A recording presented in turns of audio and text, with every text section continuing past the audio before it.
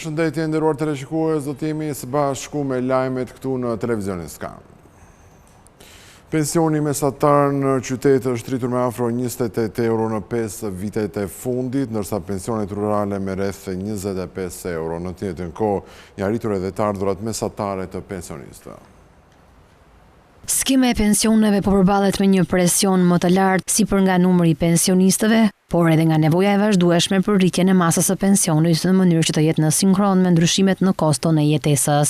Referuar të dhënave të Institutit të Sigurimeve Shoqërore, numri pensionistëve urban të pleqërisë ka arritur në 562.924 në fund të vitit 2025 dhe numri pensionistëve rural në 78.161, duke çuar shifrën totale në 641.085 pensionistë në të gjithë Shqipërinë. E thëndryshe, skemës janë shtuar afro 33.518 përfitues të moshuar në raport me vitin 2024. Por si ka ndryshuar niveli mesatar i pensioneve ndër vite. Të dhënat zyrtare të ISSH-s tregojnë një rritje graduale të mbështetjes financiare për moshën e tretë në 5 vitet e fundit. Konkretisht nga 17.258 lekë që rezultonte pensioni mesatar mujor urban në vitin 2021, rritja ka qenë në mënyrë progresive duke arritur në 20.123 lekë në muaj, ose thëndryshe 2.865 lekë në 5 vjet apo afro 28 euro. Ndërkohë të ardhurat mesatare mujore të pensionistëve kanë kapërcyer nga 18.485 lekë në vitin 2021 në 21.153 lekë në vitin 2025, me një rritje prej 2.668 lekësh në muaj apo afro 26 euro. Ndërsa masa e pensionit mesatar rural ka lëvizur nga 9.295 lekë që rezultonte në vitin 2021 në 11.878 lekë në vitin 2025, me një rritje prej 2.583 lekë apo rreth 25 euro. Të ardhurat mesatare mujore për pensionistët rural janë rritur nga 9.834 lekë që rezultonin në vitin 2021 në 12.438 lekë në vitin 2025, rreth 2.604 lekë më shumë apo afro 26 euro. Qarku me numrin më të lartë të pensionistëve është Tirana, kjo edhe për shkak se ka numrin më të lartë të popullsisë në shkallë vendi, duke regjistruar dukshëm një kapërcim me qarqit e tjera. Qarku me numrin më të ulët të pensionistëve është Kuksi. Qytetarët shqiptarë sigurojnë jetën kryesisht kur marrin kredi, ndërsa produktet e tjera të sigurimit përdoren shumë pak. Ndërkohë në 7 muajt e fundit, sigurimi i jetës ka shnuar një rritje i nxitur kryesisht nga sigurimi i debitorëve. Shqiptarët e sigurojnë jetën vetëm kur janë të detyruar. Të dhënat më të fundit nga Autoriteti i Mbikëqyrjes Financiare tregojnë se 83% e primeve të shkruara bruto të të gjitha llojeve të sigurimit të jetës shkojnë për sigurimin e jetës së debitorit. Për ata që sigurojnë jetën janë persona që marrin kredi në banka apo institucione mikrofinanciare të licencuara për efekt mbrojtje nga rreziku i pamundësisë së moshlyrjes së kredisë në rast se vdesin. Sipas statistikave, kompanitë e sigurimit arkëtuan 1.1 miliard lekë nga sigurimi i jetës së debitorit për periudhën janar-korrik 2026, gati 9% më shumë se në të njëjtën periudhë të vitit të kaluar. Në momentin e vendosjes së një marrëdhënie e kredie me bankën, klienti duhet që të paguajë gjithashtu edhe për sigurimin e jetës së tij. Në kushtet kur kredia e dhënë për individët po rritet nga viti në vit, bashkë me të po shtohet edhe ky lloj sigurimi, vetëm që në momentin e humbjes së jetës, kompania e sigurimit i garantoi bankës pagesën e shumës së pakthyer të kredisë. Por çfarë ndodh me produktet e tjera të sigurimit të jetës? Sigurimi i jetës me kursim dhe FlexiPlan janë dy llojet e tjera të sigurimit që zgjidhen më tepër nga shqiptarët pas atij të debitorit. Me paketat e sigurimit të jetës me kursim, siguroni jetën e kurseni një shumë parash, të cilën e përcaktoni vetë. Jeta me kursim zë 5% të gjithë totalit të primeve të shkruara bruto të sigurimit të jetës, ndërsa FlexiPlan rreth 3%. FlexiPlan garanton mbulimin e shpenzive mjekësore dhe ndërhyjet kirurgjikale, por ashtu edhe sigurimi i jetës së kombinuar që përfshin një pagesë 100% të shumës së sigurimit për familjarët, në formën e një shume të vetme dhe të menjëhershme nëse i siguruari humb jetën brenda periudhës së sigurimit, zë 3% të gjithë totalit të primeve. 6 produkte të sigurimit të jetës, si sigurimi anuiti, sigurimi martesë-lindjes, i vetëm i lindjes ose vetëm martesës, administrimi i fondeve kolektive dhe sigurimi i jetës i lidhur me fondet e investimit, rezultojnë me 0 prime, që nënkupton se shqiptarët nuk kanë as pak interes për këto produkte që ofrohen në treg. Gjatë 7 muajve të këtij viti, primet totale të arkëtuara nga sigurimi i jetës arritën në 1.4 miliard lekë, rreth 6% më shumë se në të njëjtën periudhë të vitit të kaluar. Ndryshimet që ndodhën në hartën e Shqipërisë në vitin 2014 kanë forcuar kapacitetet financiare të bashkive, por nga ana tjetër kanë filluar diferencat midis tyre, duke i bërë bashkitë vogla që të kenë mungesa në dhënien e shërbimeve. Reforma administrativo-territoriale e vitit 2014 vlerësohet të ketë pasur një ndikim të fortë pozitiv në rritjen e kapaciteteve financiare të bashkive. Referuar raportit të financave vendore, buxheti vendor u trefishua nga 34 miliard lekë në 92.4 miliard lekë gjatë 2015-2025. Pesha e buxhetit vendor ndaj PBB-s u rrit nga 2.4% në vitin 2015 në 3.5% në vitin 2025, ndërsa të ardhurat e veta nga taksat dhe tarifat u rritën me 248%, duke kaluar nga 11.7 miliard lekë në 20.9 miliard lekë. Nga ana tjetër, transferta e pakushtëzuar u dyfishua, duke u rritur me 13.9 miliard lekë në 10 vite. Raporti evidenton se reforma krijoi një bazë fiskale shumë të qëndrueshme dhe rriti autonominë financiare të pushtetit vendor, edhe pse jo në mënyrë të barabartë midis bashkive. Kështu referuar dokumentit, investimet u rritën, por shpërndarja territoriale mbetet e pabarabartë. Shpenzimet për investime nga burimet e veta u rritën nga 12 miliard lekë në 23.2 miliard lekë, por vetëm 18 deri në 20% e buxhetit total përdoret për investime në shumicën e bashkive. Vetëm Bashkia Tirana arrin rreth 40% të buxhetit për investime, ndërsa shumë bashki të vogla mbeten në nivelin 10%. Po ashtu të ardhurat nga taksat dhe tarifat vendore janë më të larta kryesisht në bashkitë e mëdha. Konkretisht Bashkia Tiranë mbledh 40% të ardhurave vendore. 47 bashki sigurojnë vetëm 0 deri në 1% të totalit të ardhurave vendore, ndërsa bashkitë nën 50.000 banor kanë kapacitet shumë të ulët fiskal, shumica nën 1%. Përsa kohë kapacitetet fiskale të bashkive të vogla janë të kufizuara, diferencat ndërmjet tyre dhe bashkive të mëdha janë thelluar. Raporti evidenton se varësia nga qeveria qendrore mbetet e lartë në një numër të madh bashkish të vogla. Pjesa më e madhe e bashkive të vogla nuk arrin të gjenerojnë të ardhurat të mjaftueshme për të mbuluar funksionet bazë dhe autonomia fiskale reale nuk është arritur për një pjesë të madhe të territorit. Nga ana tjetër, dilet në konkluzion se shërbimet publike janë përmirësuar në zonat urbane, por kanë mbetur të dobta në zonat rurale. Kapacitetet njerëzore mbeten një sfidë pasi njësitë e vogla kanë mungesë specialistësh dhe administratë të dobët, duke bërë që mungesa e stafit të kualifikuar të ulë aftësinë për të mbledhur të ardhura dhe për të ofruar shërbime. Ndërsa aktualisht po diskutohet ndarja e re e Shqipërisë, analiza del në konkluzion se reforma administrativo-territoriale ka sjellë rritje të konsiderueshme të kapaciteteve financiare të pushtetit vendor, duke rritur buxhetet dhe të ardhurat e bashkive. Megjithatë, nuk ka arritur plotësisht objektivin e autonomisë fiskale të plotë, pasi shumë bashki mbeten të varura nga transfertat e qeverisë qendrore dhe një pjesë e madhe e buxhetit përdoret për shpenzime operative. Në fund të vitit 2025, numri të huajve me leqëndrimi në vendin tonë ka arritur në mbi 32.000 me një rritje prej 46.6% krahasuar me të njëjtën periudhë të një viti më parë, mbi gjysma e leve lidhen me punësimin, ndërsa rritjen më të fortë e shnuan shtetasit nga Filipinet, por edhe India.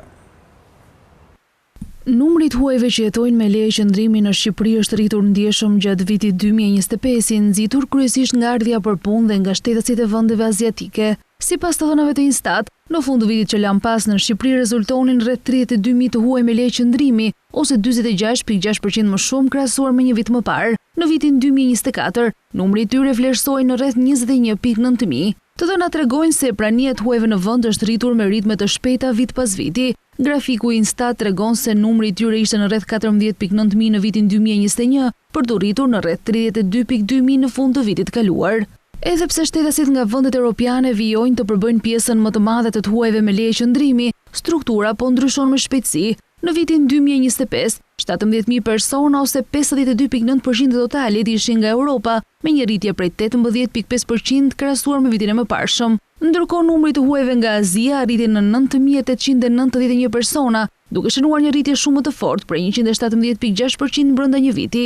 Nga ana tjetër, të huajt nga Amerika, Afrika dhe Oqeania arritën në 5.250 persona. Sipas shtetësisë, Kosova vazhdon të ketë numrin më të lartë të huajve me leje qëndrimi në Shqipëri me 6.284 persona, ose 19.5% e totalit. Pastaj renditen Italia me 4.065 persona, që përbëjnë afërsisht 12.6% e totalit. Por rritjet më të forta vijnë nga tregjet e reja të punës, tregojnë të dhënat. India rënditet e treta me 2886 persona ose 9% e totalit, ndërsa Filipinet vlerësohen me 2401 persona ose 7.5% e totalit. Krahasuar me vitin 2024, numri i shtetasëve Filipinas me leje qëndrimi u rrit me 136.1%, ndërsa i shtetasëve indian me 87.6%. Arsyeja kryesore për qëndrimin e të huajve në Shqipëri është punësimi, i cili përbën 55.1% të lejeve të qëndrimit. Bashkimi familjar nga ana tjetër zën 19.8% të rasteve, 14.1% lidhen me arsye të tjera, 7.9% me qëllime humanitare dhe vetëm 3.1% me studime. Struktura gjinore ndërkohë mbetet dominuar nga meshkujt. Ata përbëjnë 65% të huajve me leje qëndrimi në vend, ndërsa femrat 35%. Qyteti i Durrësit të mbetet një treg i arritshëm për të huaj që duan të blejnë apartamente për vitin 2026, veçanërisht kur prona është e përfunduar dhe me dokumentacion të qartë. Megjithatë, dokumente, statusi kadastral, verifikimi ligjor dhe blerjet në distancë mbeten ndër sfidat kryesore. Durrësi vijon të jetë një nga qytetet shqiptare më tërheqëse për blerësit e huaj që kërkojnë të investojnë në prona, veçanërisht në apartamente pranë zonave bregdetare. Sipas një studimi të Investropa në vitin 2026, procesi i blerjes së një apartamenti në Durrës nga një i huaj është relativisht i arritshëm, sidomos kur bëhet fjalë për një pronë të përfunduar dhe me dokumentacion të plotë. Megjithatë, studimi nënvizon se blerja e një prone nuk është një proces që mund të kryhet pa verifikime të hollësishme. Për blerësit e huaj, disa nga vështirësitë kryesore lidhen me dokumentacionin lokal, verifikimin e statusit të pronës, procedurat bankare dhe dallimin mes asaj që është ligjërisht e përfunduar dhe asaj që mund të jetë vetëm pjesë e ofertës së marketingut. Në përgjithësi, blerësit e huaj mund të blejnë apartamente dhe pjesën më të madhe të pronave rezidenciale në Shqipëri. Megjithatë, situata ndryshon kur bëhet fjalë për toka bujqësore apo prona që përfshin sipërfaqe të konsiderueshme toke. Në këtë rast mund të ketë kufizime të tjera ligjore ose nevojë për krijimin e një strukture kompanie, çka e bën procesin më kompleks për një investitor të huaj.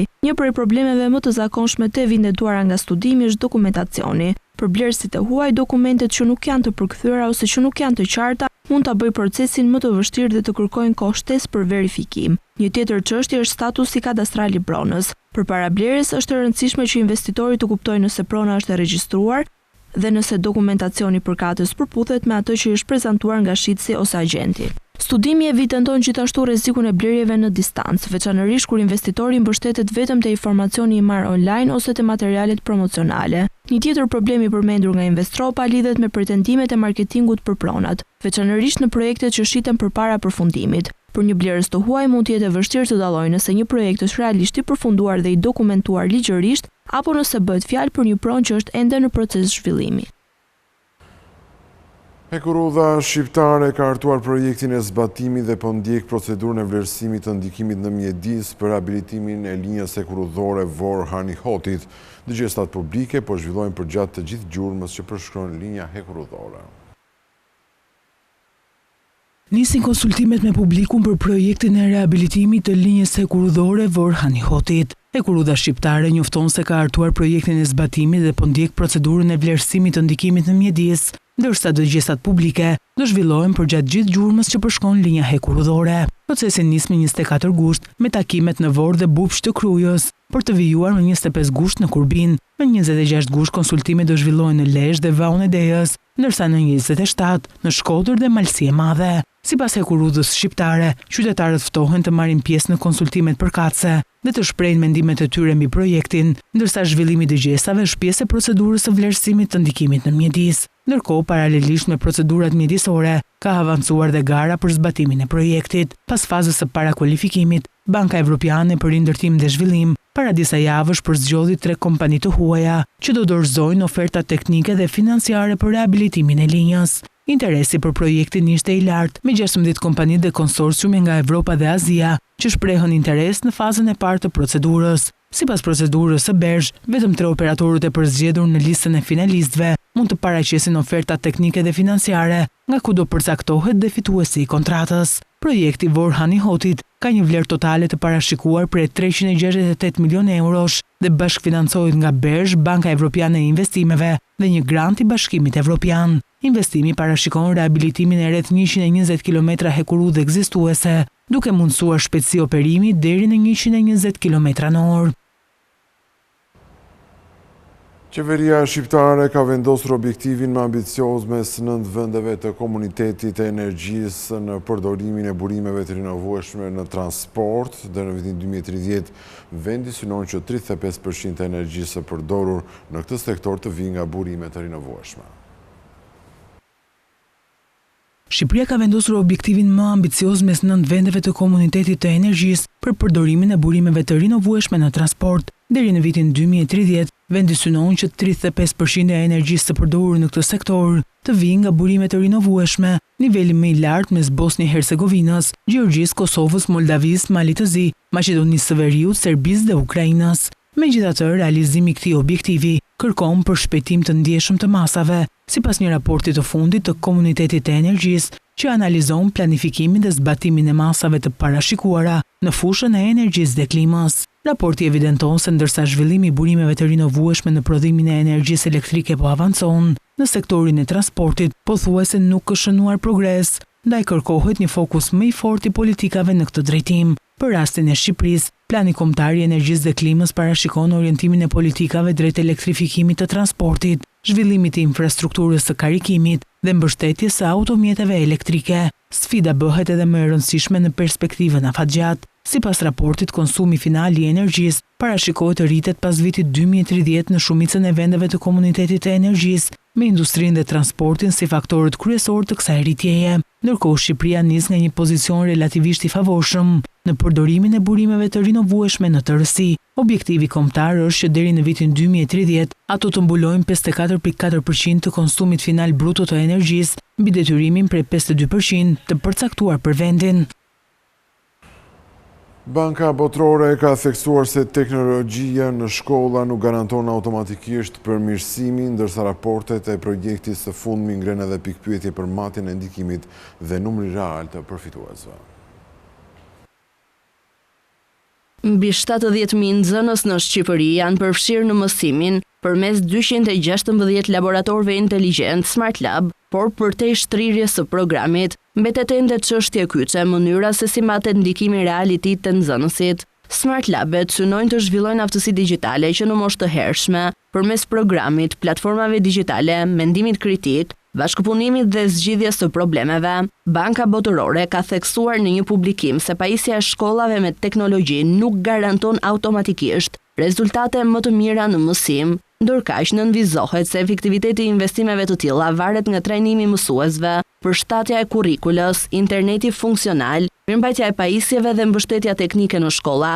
Përpjekjet e mëparshme për digitalizimin e arsimit në Shqipëri kanë qenë të kufizuara dhe sipas Bankës Botërore ndikimi i tyre nuk ishte vlerësuar në mënyrë të plotë. Në një publikim të vitit 2025, Banka Botërore parashikonte që 216 Smart Labet të shërbenin rreth 35.000 fëmijëve deri në vitin 2029, ndërsa në gusht të këtij viti raporton se mbi 70.000 nxënës janë tashmë të përfshirë. Po ashtu në raportet të mëparshme të zbatimit të projektit, treguesi për numrin e përfituesve të Smart Labeve rezultonte ende zero në disa periudha, ndonse laboratorët kishin nisur të instaloheshin. Në këtë fazë, sipas Bankës Botërore, sfida nuk është vetëm numri i laboratorëve apo i pajisjeve të shpërndara, por nëse përdorimi i tyre përkthehet në përmirësim të matshëm të aftësive të nxënësve.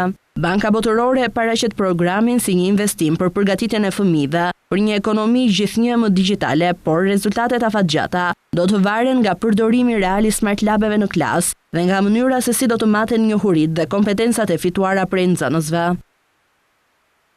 Importet e kafshëve të gjalla u rritën fort për gjatë muajit korrik të këtij viti, duke arritur në mbi 3.000 tonë dhe një faturë për rreth 712 milion lekësh në nivelet më të larta historike. Rritja erdhi si nga sasja e madhe e importuar, ashtu edhe nga vlera. Importet e kafshëve të gjalla u rritën ndjeshëm gjatë korrikut, duke u ngjitur pranë niveleve më të larta historike. Vetëm brenda një muaji Shqipëria importoi rreth 3.055 tonë kafshë të gjalla, me një faturë prej 711.8 milion lekësh, një nga vlerat më të larta mujore të regjistruar që prej janarit të vitit 2005. Në të gjithë serinë historike, korriku 2026 rezulton muaj tret me vlerën më të lartë të importeve. Më lart qëndrojnë vetëm prilli 2024 me rreth 743.6 milion lekë dhe dhjetori i vitit 2025 me 717.1 milion lekë. Edhe në sasi, korriku shënon një nivel shumë të lartë Me mbi 3.000 tona ai është muaji i dytë me volumin më të madh të importeve në seri, pas dhjetorit të vitit 2025, kur importuan rreth 3.313 ton kafshë të gjalla. Krahasuar me korrikun e vitit kaluar, ndryshimi duket i fortë. Në korrik të vitit 2025 ishin importuar rreth 2.281 ton, ndërsa këtë vit sasia duket të jetë rritur me 34%. Në të njëjtën kohë, vlera e importeve u rrit po ashtu me 46.6%. Rritja është e dukshme edhe ndaj muajit të mëparshëm. Tendenca ndërkohë nuk kufizohet vetëm te një muaj. Gjatë periudhës janar-korrik të këtij viti, Shqipëria importoi rreth 17.970 ton kafshë të gjalla, kundrejt 15.099 tonëve në të njëjtën periudhë të vitit kaluar. Kjo përfaqëson një rritje prej rreth 19%. Në vlerë fatura e 7 mujorit arritin rreth 4.18 miliard lek, nga 3.55 miliard lek një vit më parë, ose 17.9% më shumë. Rritja e importeve mund të lidhet me nevojën për plotësuar ofertën vendase, në një kohë kur blegtoria shqiptare ka humbur krerë në disa kategori sipas të dhënave të Instat. Kërkesa më e lartë sezonale gjatë muajve të verës po ashtu mund të ketë shtuar më tej nevojën për furnizime nga jashtë. Prodhimi në sera në vendin ton ka shnuar rritje të pandërprerë për gjatë periudhës 2019-2025, ndërkohë që vetëm në vitin 2025 prodhimi ka arritur nivelin më të lartë historik të periudhës. Prodhimi bujqësor në sera ka vijuar të zgjerohet në mënyrë të shndrueshme në Shqipëri, duke shënuar rritje në çdo vit të periudhës 2019-2025. Të dhënat tregojnë se në harkun e 6 viteve prodhimi në sera është rritur me afro 25%, duke kaluar nga 147.000 ton në vitin 2019 në 185.000 ton në vitin 2025. Zgjerimi i prodhimit në sera është i dukshëm nga viti në vit. Në vitin 2019 prodhimi ishte rreth 147.000 ton, ndërsa në vitin 2020 shënoi një rritje të mëtejshme, duke arritur në afro 157.000 ton. Pra vetëm brenda një viti prodhimi u shtua me rreth 9.000 ton. Tendenca pozitive vijoi edhe në vitin 2021, kur prodhimi arriti në afro 163.000 ton. Rritja vazhdoi edhe gjatë vitit 2022 me prodhimin që u ngjit në afro 170.000 ton. Kështu brenda vetëm 3 viteve, nga viti 2019 deri në vitin 2022, prodhimi në sera u rrit me rreth 23.000 ton. Edhe vitet e fundit të periudhës së analizuar kanë sjellë një tjetër rritje. Në vitin 2023 prodhimi në sera arriti në 177.000 ton, ndërsa në vitin 2024 u rrit në 182.000 ton. Rritja kulmoi në vitin 2025 kur prodhimi në sera arriti në 185.000 ton. Krahasuar me vitin 2019 bëhet fjalë për një shtesë për rreth 37.000 ton në vëllimin e prodhimit. Në përqindje rritja gjatë kësaj periudhe është rreth 25.4%. Ajo që bie në sy është se prodhimi nuk ka shënuar rënje në asnjë prej viteve të paraqitura, por ka vijuar të rritet në mënyrë graduale dhe të njëpasnjëshme. Nëse krahasojnë 2 vitet e fundit, rritja është më e moderuar në vlerë, por përsëri pozitive. Detyria e prodhimit në sera gjatë këtyre viteve tregon një zgjerim të vazhdueshëm të këtij aktiviteti bujqësor. Sera u krijon prodhuesve mundësinë që kultivimi të jetë më pak i varur nga kushtet e drejtpërdrejta atmosferike dhe të shtrihet në periudha më të gjata të vitit, duke e bërë këtë formë të prodhimit një pjesë të rëndësishme të aktivitetit bujqësor. Shifrat konfirmojnë kështu një trend të pandërprerë rritje me vitin 2025 që shënon nivelin më të lartë të prodhimit në sera gjatë gjithë periudhës së marrë në shqyrtim. Bashkia e Himarës ka shpallur hapjen e garës për ndërtimin e pedonales me një fond limit prej 500 milion lekësh. Një tjetër komponent i rëndësishëm është edhe sistemimi i Bregdetit dhe i zonës së plazhit. Bashkia Himar ka shpallur hapjen e garës për ndërtimin e pedonales Spile Sarachinko me fond limit 500 milion lek. Sipas dokumentet në Agjencinë e Prokurimit Publik, ky projekt parashikon një ndërhyrje me rëndësi strategjike për strukturimin e vijës bregdetare dhe krijimin e një korridori publik funksional të aksesueshëm dhe cilësor në shërbim të komunitetit dhe vizitorëve. Projekti parashikon ndërtimin e shëtitores Himar Potam me qëllim përmirësimin e hapësirave publike dhe rritjen e potencialit turistik të territorit. Mëtej në dokument theksohet se projekti është konceptuar si një ndërhyrje urbane dhe bregdetare, ku krahas shëtitores do të përfshin edhe elemente të reja të infrastrukturës publike. Pjesë e projektit do të jenë edhe pika panoramike të konceptuara si hapësira ndalese dhe vëzhgimi, pre nga vizitorët do të mund të shijojnë pamjen e detit dhe peizazhit të Himarës. Një tjetër komponent i rëndësishëm është sistemimi i Bregdetit dhe i zonës së plazhit. Ndërhyrja synon përmirësimin e kushteve funksionale, estetike dhe mjedisore, duke garantuar një përdorim më të qëndrueshëm dhe të kontrolluar të hapësirës bregdetare. Projekti parashikon gjithashtu krijimin e një moli, i cili do të shërbejë si element funksional dhe rekreativ, duke rritur aksesin ndaj detit dhe mundësitë për zhvillimin e aktiviteteve bregdetare. Sipas dokumentit teknik, gjendja aktuale e aksit Himar Potam paraqitet e fragmentuar. Shtrimi ndryshon nga një segment në tjetrin dhe përfshin beton, asfalt, pllaka prefabrikate dhe sipërfaqe të pashtruara. Shëtitoria e re do të konceptohet sipas një standardi të unifikuar, me synim garantimin e aksesueshmërisë për të gjithë përdorësit. Projekti parashikon strukturimin e hapësirave të gjelbra, përmirësimin e zonave të pushimit dhe krijimin e brezave të gjelbërimit dhe hyjëzimit. Shëtitoria synon të krijojë një lidhje më funksionale mes qytetit, plazhit dhe peizazhit natyror, duke përmirësuar njëkohësisht cilësinë e hapësirave publike dhe përvojën e banorëve dhe turistëve. Ndërhyrja përgjatë aksit Himar Potam do të shërbejë jo vetëm si infrastrukturë për lëvizjen këmbësore, por edhe si një hapësirë re publike për rekreacion dhe aktivitet social, duke rritur potencialin turistik. Në fund të këtij edicioni ju kujtoj se për më tepër informacion ju mund të klikoni dhe në faqen tonë të internetit skantv.al, ku do të gjeni gjithçka mbi ekonominë, bankat, sigurimet, tregjet financiare të tjerë. Gjithashtu mund të na gjeni edhe në Facebook, Instagram, YouTube dhe LinkedIn. Këtu kemi përfunduar, unë ju falenderoj për vëmendjen, bashkë mirëpafshim.